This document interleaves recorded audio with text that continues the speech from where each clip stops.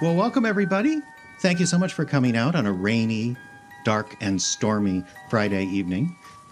Tears aren't necessary. It's not that scary yet.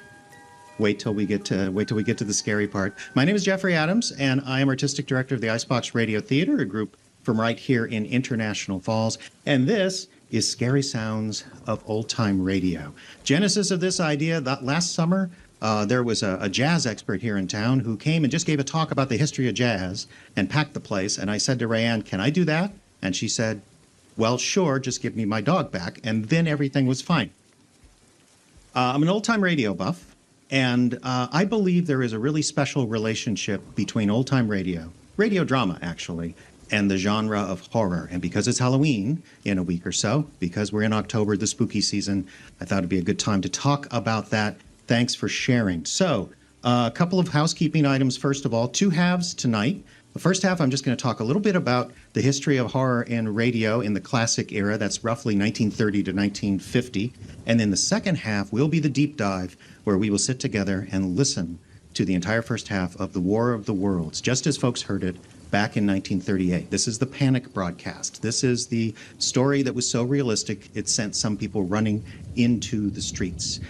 This is not an IBRT program. It's just my fault. If it goes bad, don't blame the board or anybody. But we are having kind of a tacit fundraiser. Gord the Pumpkin over there next to the lit up sign that says donation. Any spare change, coupons from a Piggly Wiggly in another state, whatever you like, we'd appreciate it very, very, very much. Radio drama. This is the only part I scripted because I wanted to get it right. Sometimes called theater of the imagination because it's definitely theater.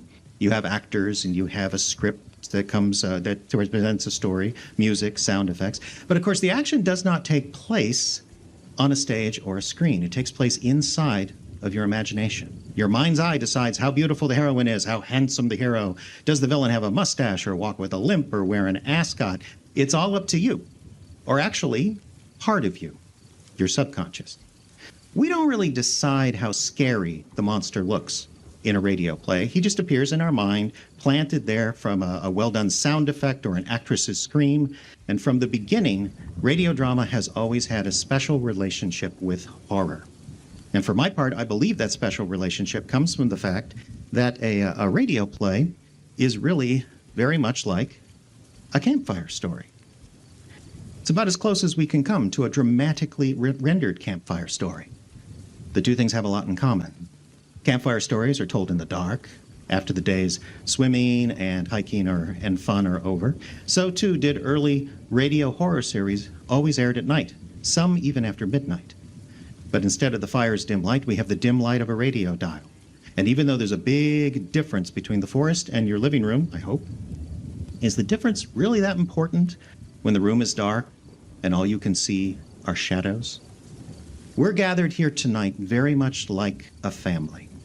The chairs are comfy, the lights are dim. There's a chill in the air outside as the rain falls. All around us, whether we know it or not, are invisible radio waves traveling at the speed of light. And some of those radio waves carry stories.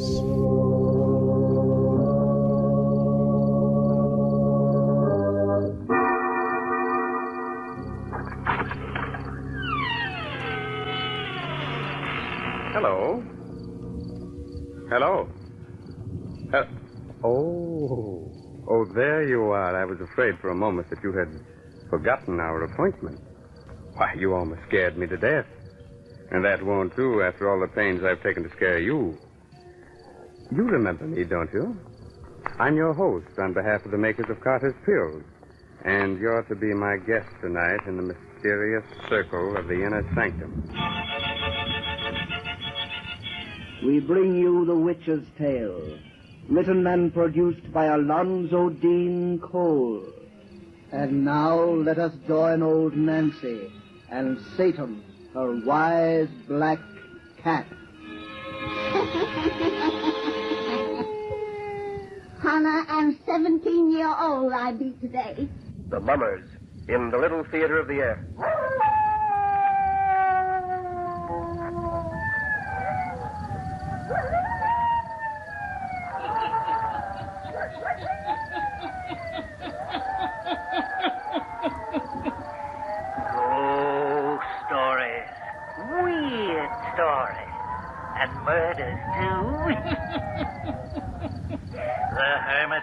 dispose of them all.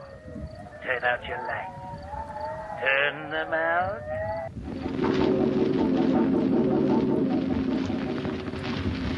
The Mysterious Traveler. Another journey into the realm of the strange and terrifying.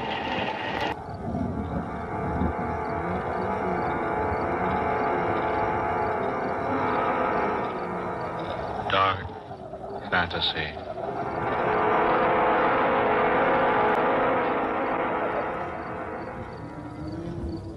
I am the man who came back. Now, that, of course, is just a very small sampling of some of the shows that appeared during the Golden Age, and not the best ones, I should say. We're featuring those in just a little bit. But if you would indulge me just a moment, I want to go into a little bit of the background about this special relationship between scary stories and radio drama. What it is, I'm not sure, but I'm not the only one to sort of feel this way. You might have heard of this guy at some point. Fairly famous author. And in 1981, kind of at the height of his most productive period, King wrote the book that its cover is there. It's called Danse Macabre, and it is a nonfiction work. It's sort of his doctoral thesis on horror, you could call it, where he goes into all different kinds of horror, what makes it scary, what makes different media scary, and he dedicated an entire chapter to radio, even though it was published in 1981, which was absolutely the low ebb of audio drama interest in this country. Let's see, network radio was about 21 years in the past, and the podcast boom was still 25 years or so in the future. But King, about radio, said this: the state of the visual reality changes, and the boundaries of the mental country where imagination can be fruitfully employed is in constant flux. But when the monster was made in your mind, there was no zipper down its back. It was a perfect monster. Radio avoided the open door, closed door question, I think, because radio deposited in the bank of imagination rather than making withdrawals from it. Radio made it real. What did he mean by that? Well, understand, if you're going to write a scary story, the setups are relatively easy. A couple on a date run up onto the porch of a supposedly haunted house to get out of the rain. A family on vacation in the middle of nowhere finds a gigantic footprint in the middle of the desert. These are great setups. I would love to hear how those stories played out. But every author of a horror story faces a problem. The minute you reveal the monster, the fear dissipates just a little bit. Especially in a visual medium like film, it's completely dependent on art design, on special effects. King talked about in his book a particular movie called Cat People, which is, I don't know if you're familiar with it, it's 1949, I believe. And it's basically about a woman who's a werecat. When she gets excited or angry, she turns into a panther. And there's a very famous scene where she's stalking her rival, this other woman who is a rival for her, for the man's affections, through Central Park. And you keep hearing these growls of a tiger, or of a panther, excuse me. You never see the panther. And then just at the moment when you think this panther's going to leap out, a bus pulls up, and the air brakes of the bus sound exactly like a cat hissing. And it shocks people. But from King's perspective, he said when he watched that movie on television for the first time, all he could notice was, well, that wall's made of styrofoam, and the plants are all plastic, and this doesn't look real at all. And that's the problem with visual medium. You're kind of dependent on the visuals. Not so radio. Radio, we just plant the monster. We have an actor scream, "Ah, look, the monster!" Maybe some scary music and a scary sound. And the rest is up to you. The rest is up to your imagination. And no series from the Golden Age did better than one I'd like to start with tonight, and that was Lights Out. Yeast presents Lights Out. Everybody.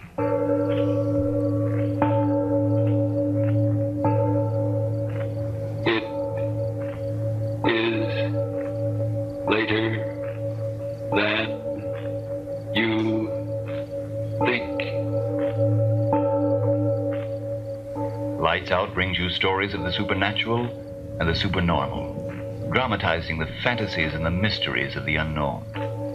We tell you this frankly, so if you wish to avoid the excitement and tension of these imaginative plays, we urge you calmly but sincerely to turn off your radio now. I absolutely love that intro. I wouldn't change a single piece of it. Well, Lights Out dates back to 1934 when it was created. By time with the light, created at station WENR in Chicago by this jovial fellow. His name is Willis Cooper, and he reasoned at the time that every other station in Chicago was just playing records at midnight. And if you don't know, in old-time radio, live was all that mattered. Spinning records was like one step above the janitor. It was something no one wanted to be stuck doing. So he reasoned any live radio drama would be better, and he envisioned a kind of grand guignol of the radio. If you're not familiar, the Grand Guignol was a theater in Paris in the 19th century that specialized in really gory stories. A patron would pay one price, come in and see in an evening 5 or 6, 10 or 15-minute little vignettes that usually involve someone getting garroted or having them disemboweled or eaten by rats. All of this with 19th century special effects that were as gory as possible, which probably meant a lot of trips to the butcher shop to buy entrails and blood and who knows what else. Well, we didn't have to worry about that with Willis's idea. He thought a grand guignol of the radio would be just fine. It went on the air in January of 1934. Proved so popular, it was a 15-minute broadcast at midnight on Wednesdays, proved so popular that by April they expanded it to half hour, and by April of 1935, the show had gone national. NBC had picked it up, and it stayed on the national network off and on for the next 10 years. And by the time it finally went off the air in the mid-40s, had over 600 fan clubs nationwide. And in the middle of that, 1936, Cooper left for New York to seek his fortune, and he was replaced by this handsome fellow. That is Archibald Arch Obler, local weirdo in Chicago radio. He always had that hat, he always had that jacket, and a T-shirt. He loved Lights Out. He thought Cooper was an artist. He thought Cooper was the only other person in Chicago who understood that radio drama was a real art form. And he also appreciated Cooper's mastery of sound effects. He always made sure, because he really took Lights Out and made it what it was, and within 3 or 4 years was a household name all over the country. But he always made sure everyone knew, no, Cooper was the creator of Lights Out. Sound effects were very important. Subject matter is very important. And I want to play for you now a very famous episode, or part of a very famous episode from 1937. Unfortunately, we don't have the original recording. This was a reproduction that Obler did in the mid-40s for a record album. But the story, it represents Lights Out pretty well. The story is called The Dark.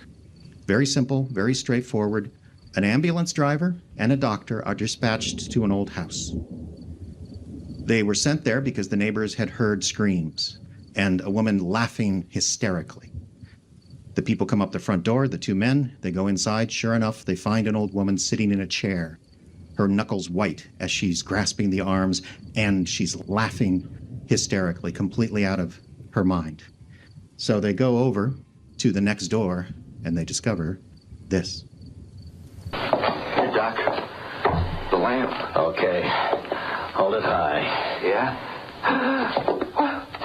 Oh, Mother in heaven. On the floor. What is it? It's a man. Oh, no. It can't be. Yes, I tell you, yes, it's a man. A man. And he's been turned inside out. Inside out? Yes, see for yourself. It's a man. But the skin is the inside. And so inspiring was this moment that 75 years later, a bunch of weirdos in Minnesota. Except there was a demon outside? Made this. I'm pretty sure who he's coming for. What was that? I don't know. Is the front door locked? Brittany! Brittany! It hurts! Brittany, what's wrong? It hurts! Oh, it hurts! Brittany! Brittany! Get back.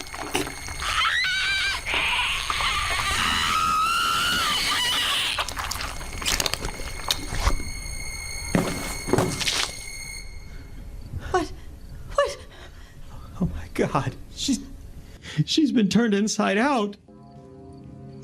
That was myself, Vicki Olsen, Jim Yunt, and my daughter Rachel being turned inside out. Wasn't she good? Such a sweetheart. Works in Hollywood now, you know, big success. Thank you very much. Well, let's move on from gore to a series that I think is probably the Cadillac Rolls-Royce top drawer of all radio. And this was a series that had the best writers, the biggest movie stars. Jimmy Stewart and Cary Grant both appeared on, and Orson Welles appeared on it numerous times. The best music, the richest sponsor, and the biggest budgets. And that was, of course, a radio series called Suspense.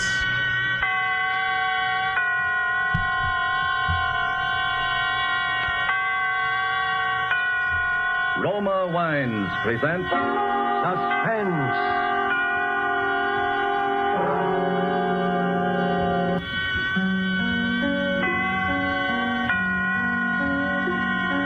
This is the Man in Black, here for the Roma Wine Company of Fresno, California, to introduce this weekly half hour of Suspense.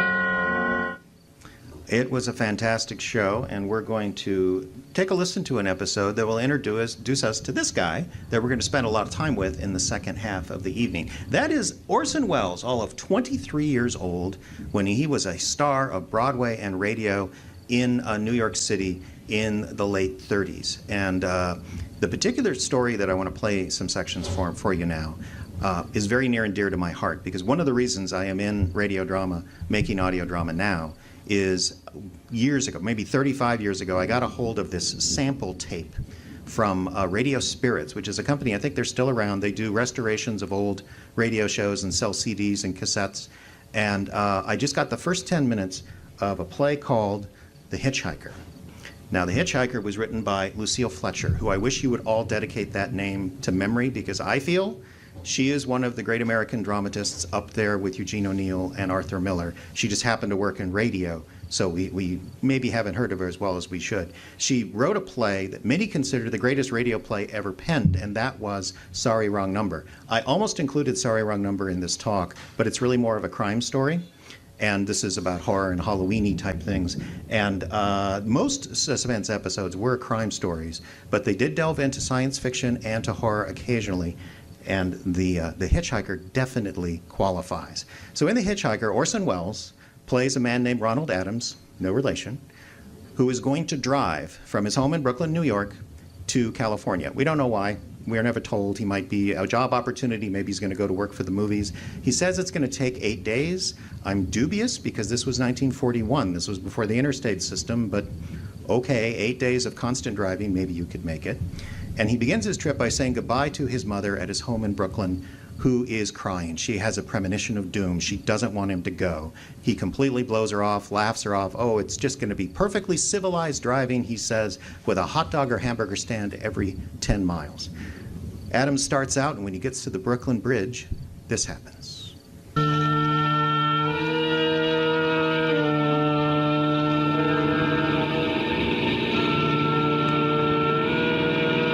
was in fine spirits. The drive ahead of me, even the loneliness, seemed like a lark. I reckoned without him.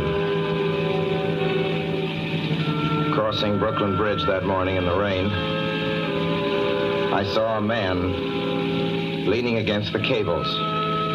He seemed to be waiting for a lift. There were spots of fresh rain on his shoulders. He was carrying a cheap overnight bag in one hand. He was thin, nondescript, with a cap pulled down over his eyes. I would have forgotten him completely, except that just an hour later, while crossing the Pulaski Skyway over the Jersey Flats, I saw him again. At least, he looked like the same person. He was standing now with one thumb pointing west. I couldn't figure out how he got there, but I thought probably one of those fast trucks had picked him up, beaten me to the Skyway, and let him off. I didn't stop for him. Then late that night, I saw him again. It was on the new Pennsylvania Turnpike between Harrisburg and Pittsburgh. It's 265 miles long with a very high speed limit. I was just slowing down for one of the tunnels when I saw him, standing under an arc light by the side of the road. I'd seen quite distinctly the bag, the cap, even the spots of fresh rain scattered over his shoulders. He hallooed at me this time. Hello! Hello! Stepped on the gas like a shot. I bet you're way ahead of me. It's true. Orson Ronald, drives west, and every few miles he begins to see this same hitchhiker in the road. You may have heard this story. It was made into a Twilight Zone episode for television several years later. But with every sighting, Ronald Adams gets a little more nervous, a little more crazy, if you will. He doesn't know what the man's intention is until he gets all the way to just inside the Oklahoma border. I didn't see him again. I didn't see him until late next afternoon. I stopped a car at a sleepy little junction just across the border into Oklahoma to let a train pass by. When he appeared across the tracks, leaning against a telephone pole. Perfectly airless, dry day. The red clay of Oklahoma was baking under the southwestern sun. Yet there were spots of fresh rain on his shoulders. I couldn't stand that. Without thinking, blindly, I started the car across the tracks. He didn't even look up at me. He was staring at the ground. I stepped on the gas hard, veering the wheel sharply toward him. I could hear the train in the distance now, but I didn't care. And something went wrong with the car. The train was coming closer. I could hear its bell ringing and the cry of its whistle. Still, he stood there. And now I knew that he was beckoning me to my death.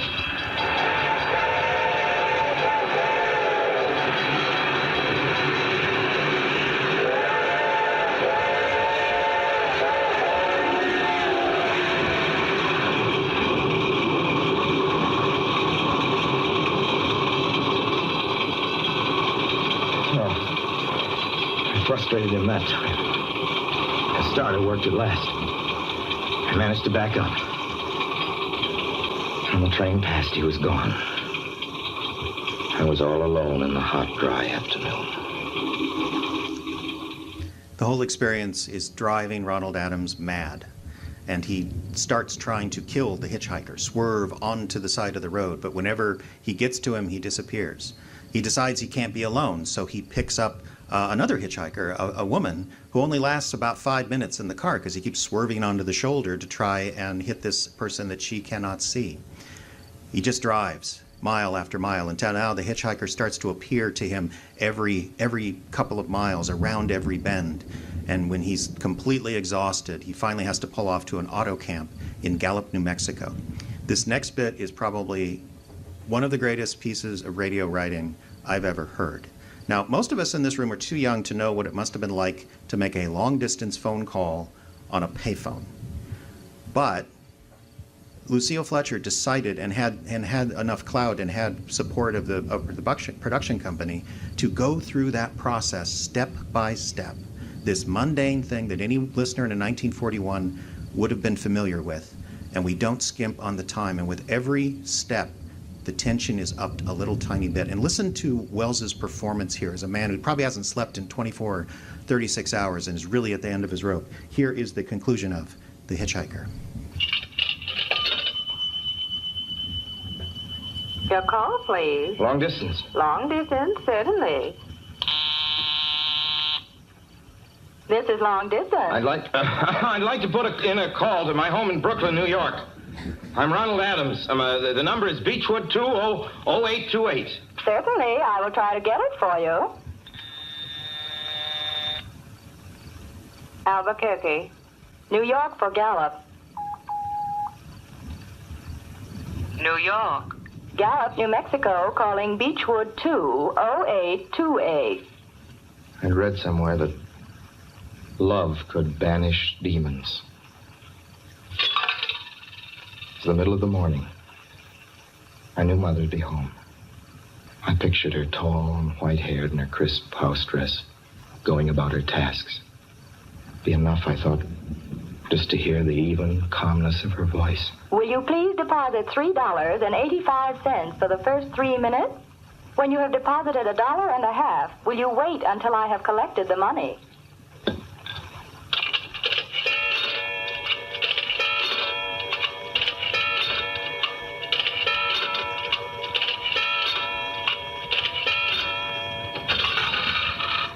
All right, deposit another $1.50.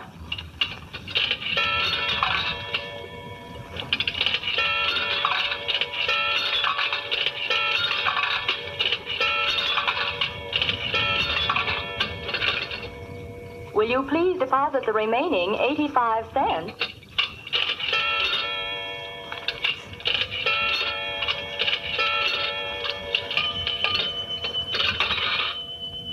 Ready with Brooklyn. Go ahead, please. Hello? Hello? Mrs. Adams' residence. Hello, Mother? This is Mrs. Adams' residence. Who is it you wish to speak to, please? What? Oh, who's this? This is Mrs. Whinney. Mrs. Whinney? I don't know any Mrs. Whinney. Is this Beechwood 208-828? Yes? Where's my mother? Where's Mrs. Adams? Mrs. Adams is not at home. She's still in the hospital. The hospital? Yes. Who is this calling, please? Is it a member of the family? Well, what's she in the hospital for? She's been prostrated for 5 days. Nervous breakdown. But who is this Nervous calling? breakdown? Well, my mother never was nervous. It's all taken place since the death of her oldest son, Ronald. Death of her oldest son, Ronald? Hey, what's this? What number is this? This is Beechwood 20828. It's all been very sudden. He was killed just 6 days ago in an automobile accident on the Brooklyn Bridge. Your 3 minutes are up, sir. Your 3 minutes are up, sir. Your 3 minutes are up, sir. I love the realism, but I timed it. That was never 3 minutes. That was more like 1:20. It's a fantastic show, and Suspense is a great series to check out. But I want to move on and revisit our friend Willis, who, as you recall, founded Lights Out in Chicago, then took off to New York City, where he was very successful. He actually worked on a variety of shows, including the Mercury Theater of the Air with Orson Welles, got into screenwriting. I believe he has a screenwriting credit on one of the Frankenstein sequels, like Son of Frankenstein. But when he was in New York, he met an announcer by the name of Ernest Chappell. Now, just so you know, in those days, announcers and actors, that was not the same thing. They were in different unions, basically. And Chappell was an announcer, but Willis Cooper was so taken with his voice, he said he could build an entire show around him. The show was going to be a little different. We're a little later now. It's 1947. The war is over, and radio had grown up slightly. Some people were really interested in the artistic limitations of the form, and it wasn't just comedies and whatnot anymore.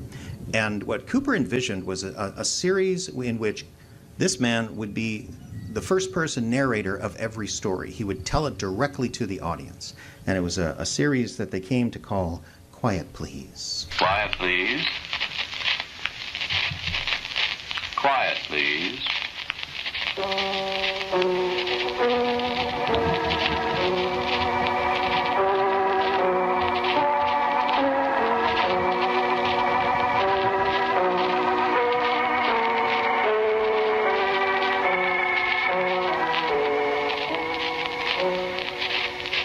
The American Broadcasting Company presents Quiet, Please, which is written and directed by Willis Cooper, and which features Ernest Chappell.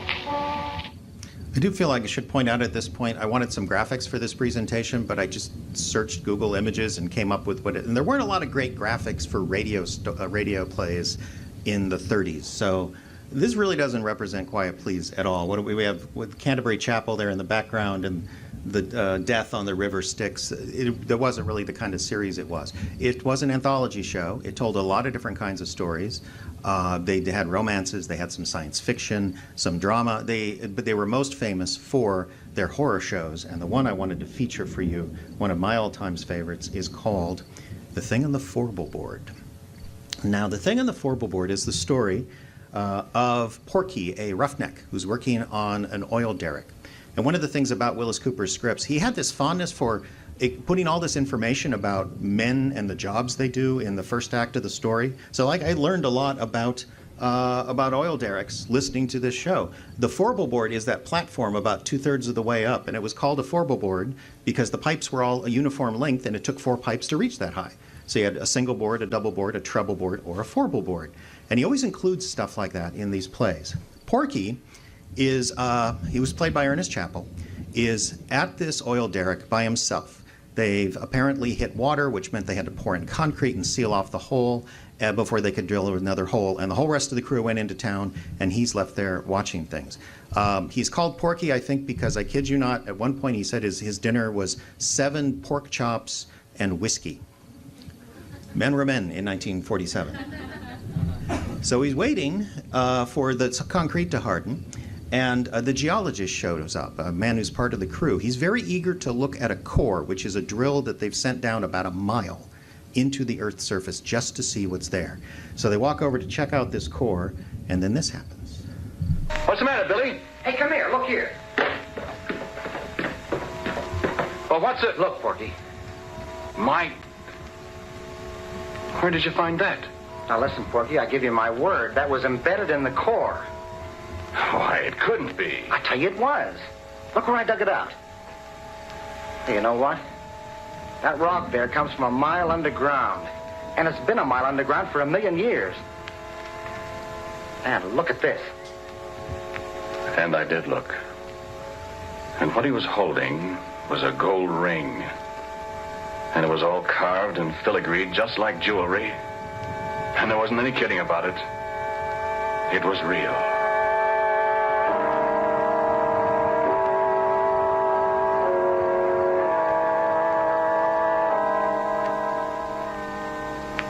No, wait a minute. Hang on, I ain't done. I poked at the core of rock that looked like a kind of petrified salami or something. And then it was my turn to pretty near jump out of my pants.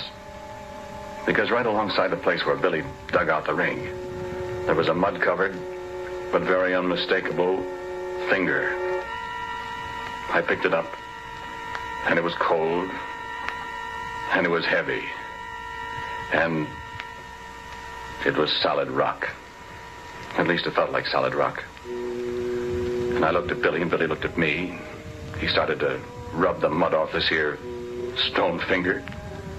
And as he rubbed it, it begun to disappear. No, he could still feel it, he said, but when the mud was gone, neither one of us could see it. And he dropped it to the derrick floor. It went clunk, and we couldn't find it any place. So you know what we done? Well, we took that bottle and we took and finished it, Billy and me. We finished it in one slug apiece, and it was a full pint of bathtub gin. It tasted just like so much well water to me.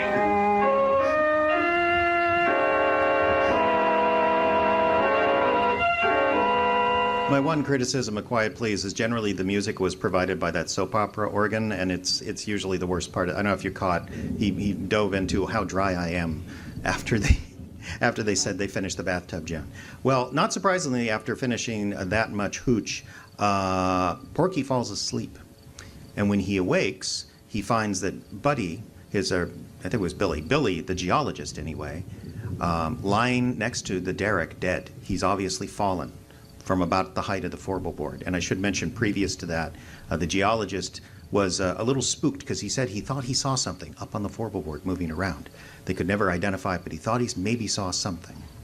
Well, after that, the police are called, and the rest of the crew comes in, and there's a very different sort of law enforcement scene where the foreman of the oil project convinces the police not to arrest Porky because they want to take him in to question him. They think he has something to do with the accidental death. Hey, could you just let us get this drill work started, and then you can take him to the police station and question him all you want. So the cop agrees, and Porky climbs up to the four-board, and while he's there, he sees a rope that's holding 2 large pieces of pipe snap right in front of him, as if someone snipped it with fingers, and the pipe swings at him, and he barely gets out of the way, and it loses the rope and falls to the ground and crushes another workman to death. That's it for the crew. They're done. You've had 2 deaths in about 6 hours. They don't want to know who's next. So the story moves forward a week. The derrick has been abandoned. They never said what happened to, Porky getting arrested, but he's free, and he returns to the derrick. He's drawn there, compelled there, and then this happens. Get ready. Then I heard a tinkle of something as it hit the ground alongside me. I looked around. There wasn't a soul in sight. But at my feet was the gold ring that Billy Grunwald and I had found in the core of rock that came from a mile underground and from 1,000,000 years ago in time.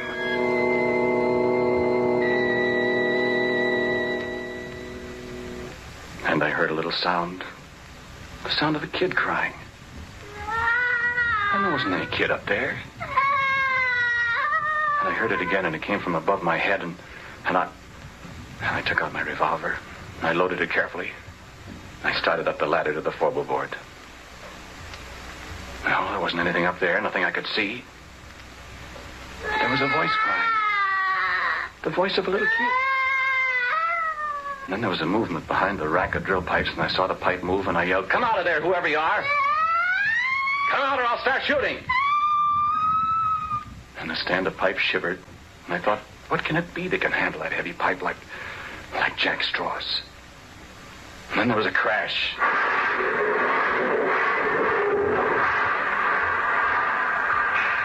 The whole stand of pipe fell over, and I just got out of the way in time. And I was alone on the forward board with the thing. But I couldn't see it. I felt the platform tremble under my feet again as something moved toward me. I fired 2 or 3 shots. And nothing happened. I started backwards. I knew it was following me because I could hear it meowing like a cat. My feet tripped over something. I saw it was a big can of red lead that somebody had left up there. Without thinking, I picked it up and I threw it at the sound, and it splashed. And there it was. And I wish the face of a little girl, frightened, crying with hunger and terror. Hands like a human being, and a finger missing from the left hand. And a body. Now, I'll tell you about that. I told you how I'm scared of spiders. But I knew where it came from. It had come from the bowels of the earth, come riding up on the drill pipe as we yanked it out of the well. Come to an alien world, and was lost. It stood there dripping with red paint, blood red from head to foot like some horrible dream. And it put its hand on my arm. Its hand was stone. Living, moving stone. And it looked into my eyes and mewed like a lost kitten. That is unlike any lost kitten I have ever heard in my life. All right, it's just to review. An invisible creature with the body of a spider, the face and hands of a little girl from the depths of the earth that is apparently made of living stone. Now, this is where the story gets weird. I mentioned Quiet Please had a unique feature in that Ernest Chappell always told the story first person, and very often, he's talking to us directly, the audience, and very often we, the audience, were somewhere in the story, personified, as it were. We were the guy next to him at a bar stool. We were the guy across the table at a diner that he was talking to. And in the case of Forbleboard, we were in his house. And he was telling us this story from the past in flashback form. It all happened 20 years earlier. And every now and again, when he's not doing a flashback during the play, he would mention, okay, I want you to meet my wife. Hey, Mike. Her name's Maxine, but she goes by Mike. Hey, Mike. Oh, well, she's back there somewhere. She's kind of hard of hearing. And I'm just going to play for you the end of Thing on the Forbleboard, which takes a turn. The first time I saw it, I never saw this coming. 20 years ago, I discovered many things about it, what it used for food, that it was deaf, that it was invisible and couldn't see people when it was invisible, that if you sprayed it with mud or paint or grease paint, makeup, then it could see people. And believe me, I didn't want to see its body. I can see that in my nightmares. But its face, I can't help wanting to see that pathetic little girl face. I'm afraid maybe I've fallen. But it's very beautiful. And when it's well made up, it's... But making it up, rubbing grease paint on a stone face that looks at you and smiles, and it makes sounds like a lost kitten yet. I can disguise the body in long dresses. She can't hear very well, and when she's hungry, I have to stay out of her way. I found out what she likes to eat, remember? No, sit still. Sit still, do. Sit still or I'll have to shoot you. I want you to meet my wife. Or rather, my wife wants to meet you. Mike, Mike? There she is. Come on in, dear. Good luck getting that sound out of your head. For some reason, they never made this into a movie. I don't know why. But if you are interested, this was from 1947, and over the years, many artists have attempted to render exactly what Mike would look like. They're on there in Google Images. So by all means, search at your own risk. 3 great plays: The Hitchhiker, Thing on the Four-Board, and The Dark. Many, many more to come.